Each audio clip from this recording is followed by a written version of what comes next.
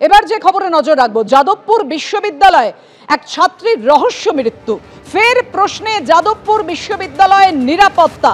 যাদবপুর বিশ্ববিদ্যালয়ে পর্যাপ্ত নিরাপত্তারক্ষী কেন নেই পর্যাপ্ত সিসিটিভি, যে কারণে বড়সড় প্রশ্ন উঠছে নিরাপত্তা নিয়ে। যাদবপুর বিশ্ববিদ্যালয়ে এক ছাত্রীর রহস্য মৃত্যুতে এই প্রশ্নগুলো সামনে আসছে। কেন যাদবপুর ক্যাম্পাসে সব জায়গায় সিসি ক্যামেরার আওতায় নেই? পর্যাপ্ত নিরাপত্তারক্ষী থাকলে এই ধরনের ঘটনা ঘটবে কিভাবে, ঘটলো কি করে, উঠছে প্রশ্ন। পর্যাপ্ত নিরাপত্তারক্ষী নেই, স্বীকারোক্তি খোদ সহ উপাচার্যের। গতকাল যাদবপুর বিশ্ববিদ্যালয়ে এক ছাত্রীর রহস্য মৃত্যু, আর ছাত্রীর দেহের ময়না তদন্ত হয়। হাসপাতালে যান মৃত ছাত্রীর পরিবার।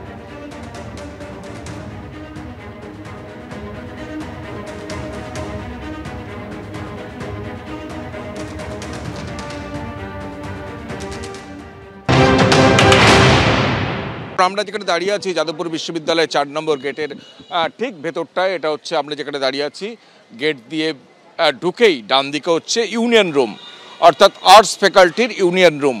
ইউনিয়ন রুমের লাগোয়া এই জায়গাটা, এই যে বাঁশের ব্যারিকেডটা করে দেওয়া হয়েছে, সেটা ঘটনার পর করা হয়েছে। এই জায়গাটা ফাঁকা, তুমি দেখতে পাচ্ছ যে পুলিশ এই ঘিরে রেখেছে গোটা জায়গাটা। কিছুক্ষণ আগেই পুলিশের গোয়েন্দারা এসে গোটা ঘটনাস্থল পরিদর্শন করে গেছেন এবং এখানে দুটো টয়লেট আছে। এখন প্রশ্ন হচ্ছে, এখানে যখন অনুষ্ঠান চলছে তখন কোন উদ্দেশ্যে, কি কারণে একজন ছাত্রী এই ভেতর দিয়ে ঢুকে এই জায়গায় জলের মধ্যে পড়ে যাবেন?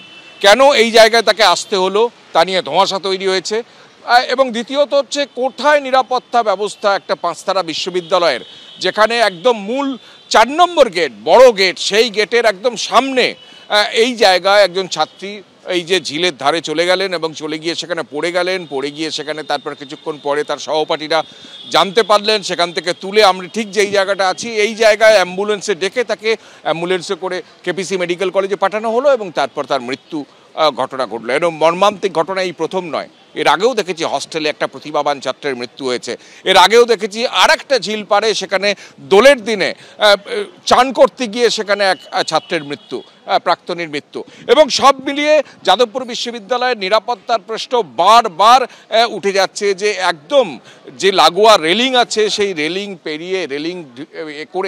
পেরিয়ে টপকে কী করে একজন ছাত্রী ভেতরে ঢুকলো এবং ঢুকে তারপর সেই রেলিং পেরিয়ে সেখানে জলের মধ্যে পড়ে গেল। এবং যে সিসিটিভির কথা বলছিল বিশ্ববিদ্যালয়ের তরফে, এখানে 70টা সিসিটিভি বসানোর কথা। তুমি জানো এটা নিয়ে হাইকোর্টে পর্যন্ত মামলা হয়েছে এই নিরাপত্তার বিষয়ে। এবং ব্রাত্য বসু যখন এসেছিলেন এই শিক্ষা প্রতিষ্ঠানে, তখন তার গাড়িতে হামলার ঘটনা এবং তার গাড়ির তলায় চাপা পড়ে এক ছাত্রের আহত হওয়া, জখম হওয়ার ঘটনা নিয়ে উত্তাল হয়েছিল যাদবপুর। তারপর নিরাপত্তা নিয়ে বড়সড় প্রশ্ন উঠেছিল।